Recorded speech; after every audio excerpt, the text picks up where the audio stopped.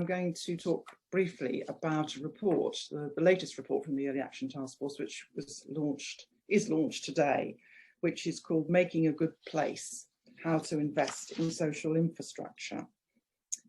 Now, just as the Victorians, faced with cholera and typhoid, invested in sewers and clean water, parks and schools, and after World War II, British leaders decided to invest in the welfare state. So at this moment, I think it's really critical that we do more to invest in social infrastructure and promote health, well-being, and indeed resilience against future pandemics, particularly in those places that need this investment most. It's the ultimate form of upstream prevention.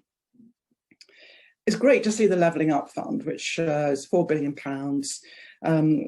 But I think it's flawed, frankly. It's not enough money for the task. It's too top-down in its approach, and it's likely to result in sort of different high visibility projects dotted around the country. It matters what government does, and I'll talk about that in a minute, but I think what we decided to do at this point was to start where the energy is in placemaking, and that is at local level. And this report looks at 4 areas which are trying to do good things to push at the boundaries, and there are lessons for others. So 2 of our 4 case studies, Bristol and Barking and Dagenham, are already well operational. They have set up specific funds to invest in their areas, and that's linked to a wider vision established with local people and local leaders, establishing what's actually needed.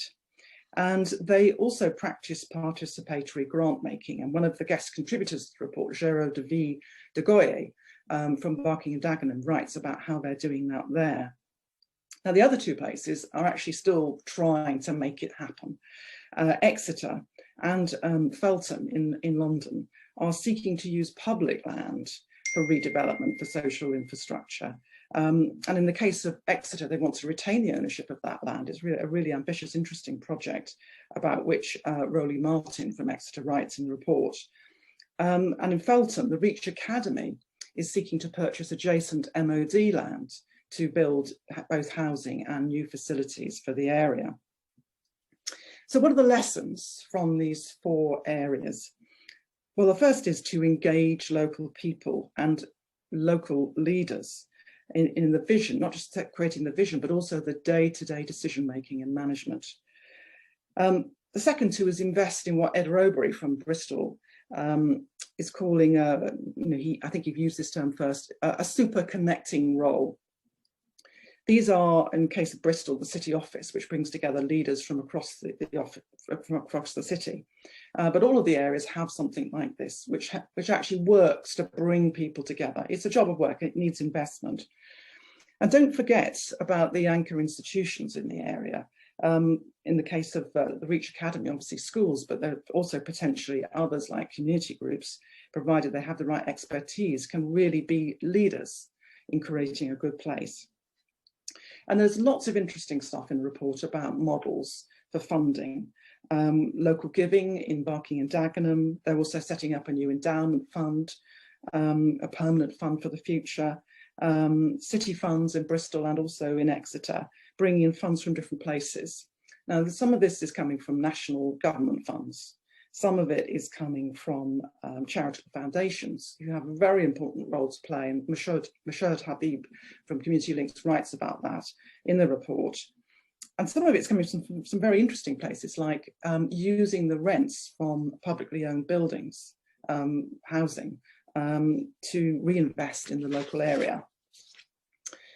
So what are the lessons for government? Well, I would say more money and support the local seed, more local funds, provide startup funding and grants, and work with them, not setting them up against each other. And encourage new models of funding, as Ed Robury writes about in the report. There's an interesting model in Canada of credit unions who invest in local infrastructure and bring in people saving across the area. Secondly, change the rules to encourage using public land for social infrastructure and retaining it in public ownerships. Professor Steve Schiffers writes about this in the report. Thirdly, give local government a clear role to create good places, which it doesn't have at the moment, and the powers to do so. And Professor Robin Hambleton writes about Freiburg in Germany, which is really kind of leading the way, but in a very different, more devolved context. And finally, and very importantly, reform the planning and budgeting system, a wellbeing budget, which Gus O'Donnell is going to talk about in a minute, and also a Future Generations Act, which we'll hear about in a second. So that's a brief tour of the report.